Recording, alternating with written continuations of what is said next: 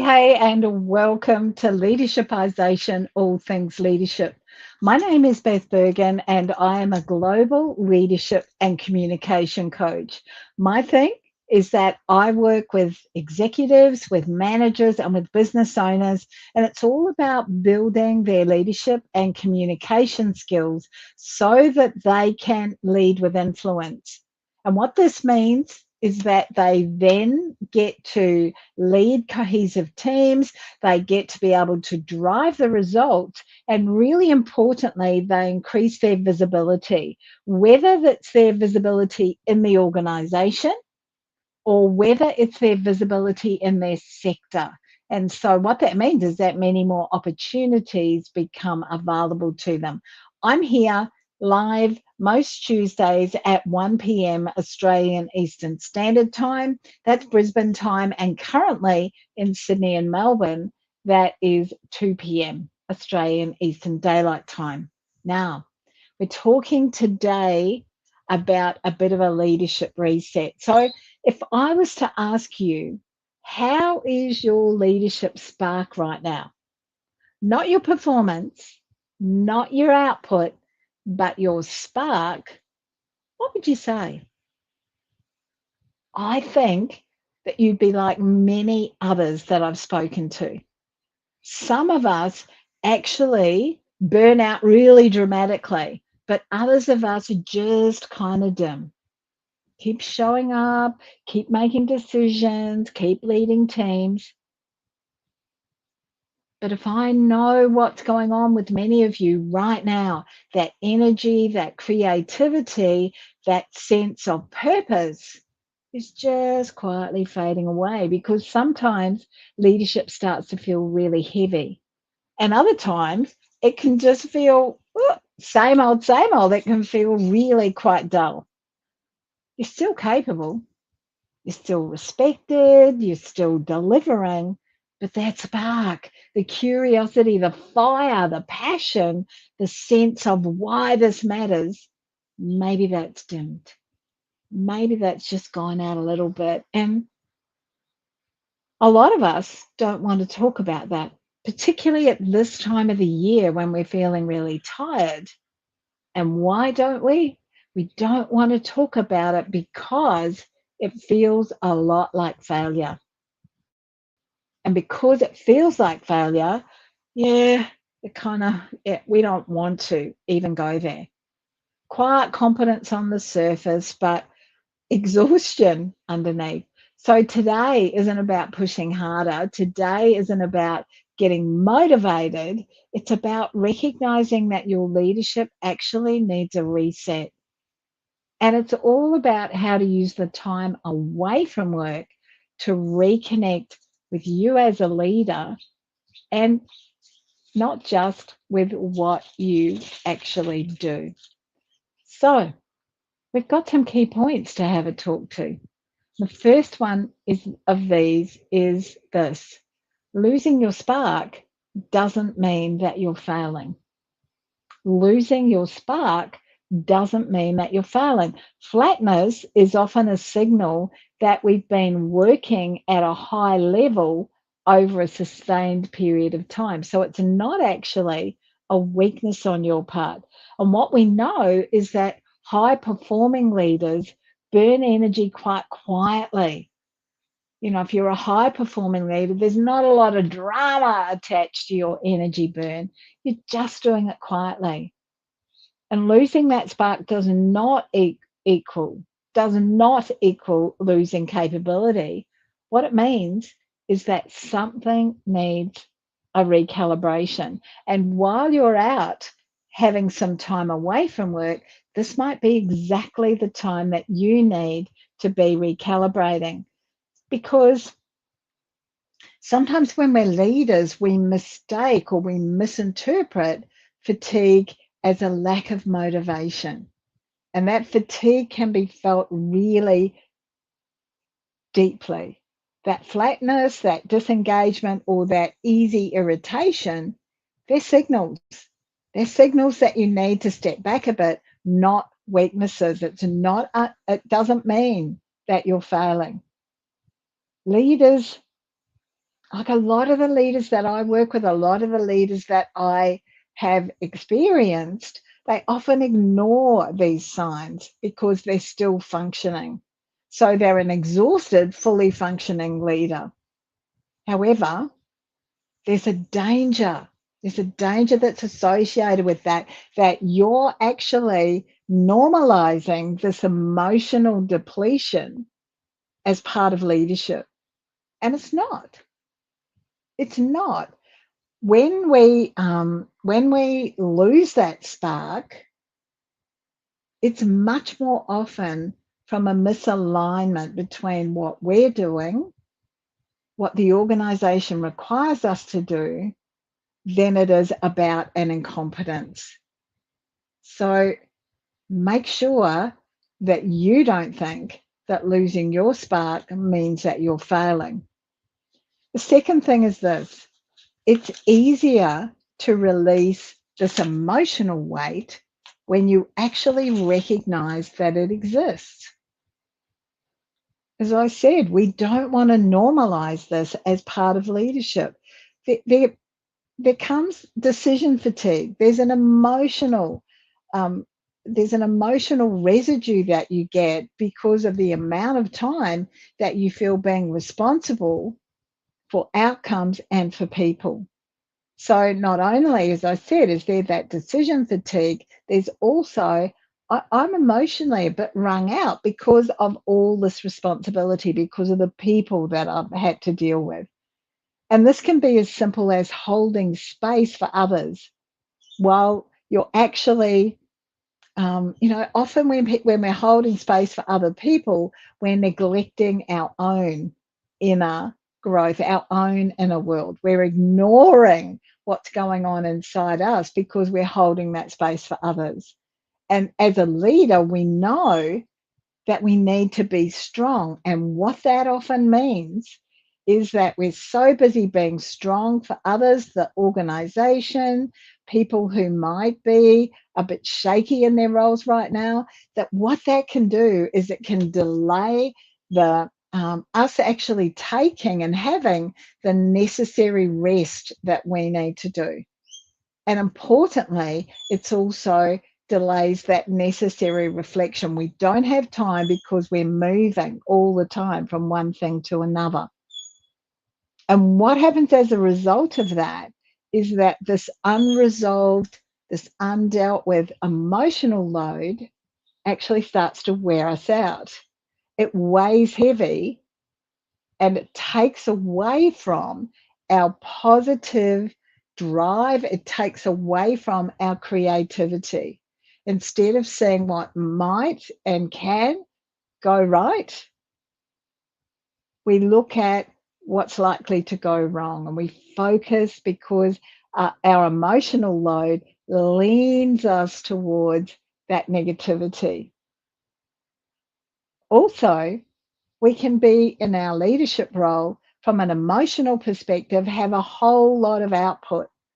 It's a whole lot of output happening and not a lot of meaning coming back to us, not a lot coming back to us. So there's a lot of that emotional energy because we're constantly available to other people. And that may mean that we're not necessarily intentional, that we're not actually shutting the door and getting on with the work that we need to be doing. Many leaders that I work with are leading others really well. They're not necessarily leading themselves very well. They're not checking in to see how they're going. And they carry that responsibility of being a leader without taking that time back, that step back to replenish. And that's what this is all about. You're having a bit of a break over this time. Let's make sure that urgency is not your driver. Let's make sure that you're able to shift back to your purpose being your driver, because of that way, you're going to be able to draw on new emotional reserves rather than feeling all the time like you're in this reactive, urgency. I've got to be doing this. I've got to be doing this. Yeah. The third thing to have a look at is this. It's important, if you're going to reset, that you take time away from your role. That's really important. Now, I'm going to say something now that will seem really obvious. However, for many of us, it's not. You can't reset inside the environment that drains you. So you can't reset at work. You've got to actually step away from your role because, excuse me, that distance creates perspective. That distance gives you that perspective. And once you've got that perspective, you're much more likely to move back to a position of clarity. It's likely to restore the clarity for you. And that's really important. So, what I want to remind you of as we come up to, for many people, an enforced, oh, excuse me, an enforced period of time away, like many organizations, many businesses close down. Everyone has to take a break at this period of time. You know, people are stood down for this period of time. Make sure that when you are on leave, you're actually taking leave and not mentally staying on. It's important that you separate who you are from what you do. So when you take your leave, don't be thinking all the time, oh, there's a sense of urgency. I've got to be hammering away here. So some of us go on holiday because it's just a bit of a distraction. What I would really encourage you to do is to make sure that your leave, the time you're away from work, is restorative. So it's not a distraction. We want it to be restorative. And so during that time, and this is what our session next week will be all about, during that time, it's a great idea to get that rest and to also have some reflection, because when you rest without the reflection, it's kind of a temporary relief, but it's not actually a renewal. So it's a bit hard to reset without that reflection. And so what happens is that some leaders come back to work and they're rested, but they're still disconnected because they've not done that reflection and they haven't switched off totally from work and reconnected to themselves. They haven't actually reflected to think, how is it that I can go back to work? You know, what do I need to change now so that when I go back to work, I'm feeling much more connected? So what I love about reconnecting, and this is the fourth point, is that reconnecting with you is what brings you back to authenticity. So it's about remembering the kinds of things that energized you before the role became heavy. It's reconnecting with your curiosity, with your purpose, with your values, rather than your KPIs. It's not always about performance. It's about noticing the sorts of things that light you up when nobody else is watching. And it's about reminding yourself that the spark returns through your identity, through your authenticity, or rather than through productivity. Because productivity can feel like grind, grind, grind all the time. And what I really encourage you to do is to start to remember what actually matters to you in your role. What matters to you, not just what other people might be requiring of you, because that can feel like you're being pushed all the time and it's not necessarily giving you that sense of connection, that sense of purpose. So while you're away, a great way for you to reconnect with yourself is to separate your title from your identity while you're away. And hopefully, if you're deliberate about doing that, you'll get to reclaim that curiosity. You'll get to reclaim that creativity and that perspective that makes you an authentic and a successful leader, because our clarity about who we are and who we want to be as a leader is much more likely to arrive when we're reflecting, when we're quiet, when we're still, than it is if what we're doing is pounding into, I've got to have a strategy, I've got to do this, and then I do that. Yeah. What I'd like to share with you now are some tools that you can use over this holiday period to reignite your spark. And these are designed to restore your energy, to reconnect you, with your aliveness, and to gently reset that momentum. It's not at all about analyzing your performance as a leader. So I think I've got 5 of these, but it might only be 4. Let's wait and see. So the first one is what I call the energy reboot walk. And this is about moving first and thinking second. So instead of thinking your way back to clarity, move your body.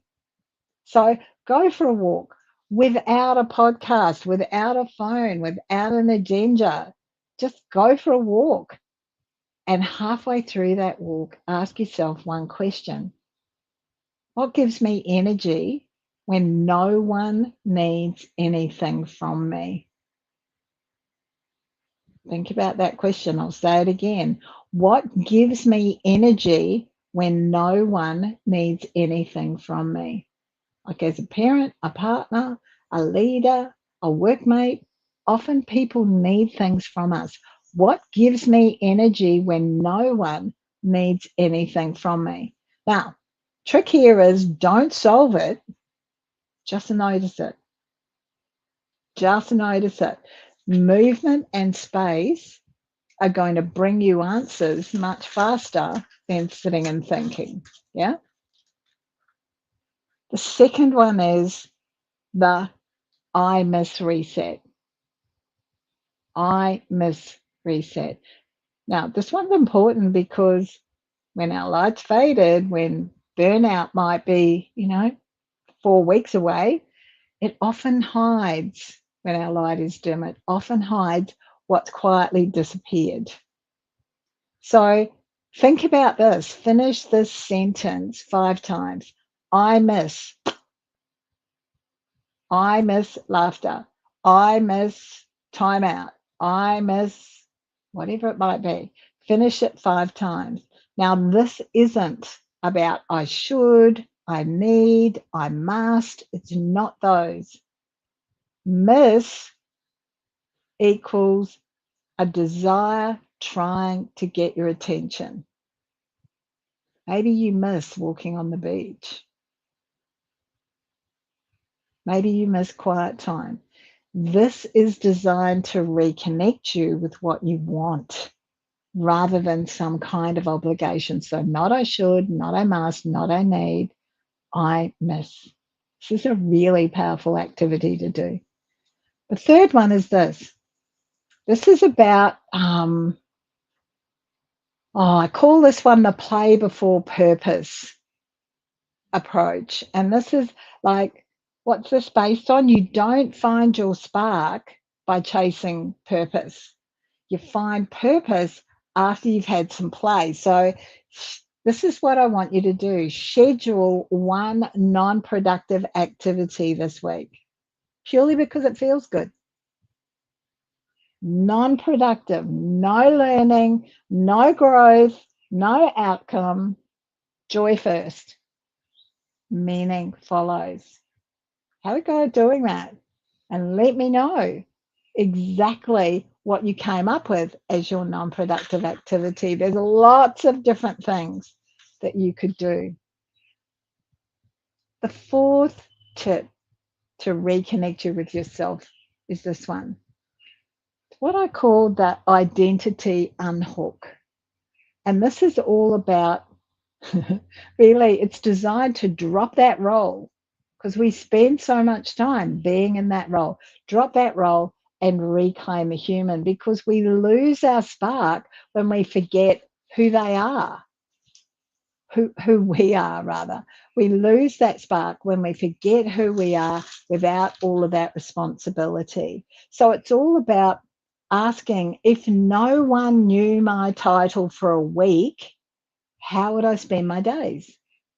How would I spend my days? Like, then do one small thing that's aligned to that answer. Because what we want to do is we want to come back to self leadership, because we're kind of loosening off that feeling of role-based identity. You are you. You are not your job. Your job is not you. Your title is not you. You are you. You're a human being. So it's about being rather than doing all the time. And that's what the bulk of these tips are. Now, I thought I had 4 or 5. I've actually got 6, I realize. So the next one, number 5, is this: the body knows check-in. The body knows check-in. So come back and let's explore what our body knows, because when we've lost our spark, it's physical before it's cognitive. So once a day while you're on the break, ask, am I tired, tense, or overstimulated? Do I need rest? Do I need movement? Or do I need quiet? And then respond immediately with a small adjustment. If you're tired and you need movement, go do it. Now, what I love about this, our body knows what's going on and it will tell us the answers. So what's awesome for you to do here is to respond immediately with that small adjustment, but understand that this is going to rebuild that trust between you and yourself. And that's a core self-leadership skill, to have that trust, to be listening to your body. The final one is this one. It's a gentle re-entry anchor. When your spark's dimmed and you return to work, even if you've reconnected, when you return to work and you try to do and change everything at once, the spark goes out again quite quickly. So what's important is that you choose one anchor for when you return, one boundary, one process, one rhythm, one behavior that you're not going to compromise on. Not 10 things, but one thing. Write it down, and that's the thing that you're going to run with. Momentum builds and beats, rather, that overhaul of anything that you're going to do. Now, these tools are going to rebuild your energy before your ambition. They're going to restore that self-trust and give you a little bit more than insight. And they're also going to strengthen that self-leadership by responding to those internal signals. And if your spark's gone out, that's probably what you haven't been listening to. So I know that these 6 tools will really help you to return clearer, with more clarity, and clarity, action will come from clarity, not just rested. So the spark isn't found by thinking harder, it's found by coming back to yourself first. So let's have a look at a couple of reflection questions. The first one is this: what part of my leadership identity feels tired, and what part is quietly asking to be renewed? What part of my leadership identity feels tired, and what part is quietly asking to be renewed? That's the first question. Second question is this: if I returned next year with more clarity, instead of more energy, what would I do differently? If I returned next year with more clarity instead of more energy, what would I do differently? Now, those deep reflection questions refer back to those 6 tools that I've given you to reconnect with yourself. So, in summary, losing your spark is a signal. It's not failure. Listen to what your body is telling you before you do burn out totally and it gets much worse for you. In order to reset, you have to put some distance between yourself and your role and your job. So, time away from the role, time away from the title allows you to reconnect with yourself. And finally, you don't need to push harder. It's not about thinking in 2026, I need to be hammering this and working much harder. You need to realign.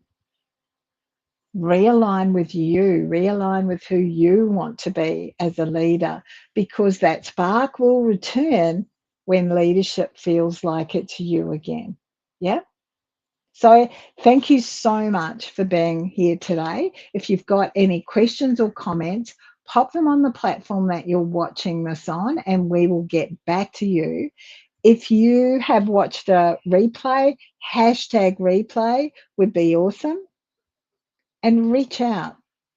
I'll make sure that we get back to you. If you're interested in how you might be a better leader in 2026, I'll make sure that there's a link for a 30-minute call. Reach out.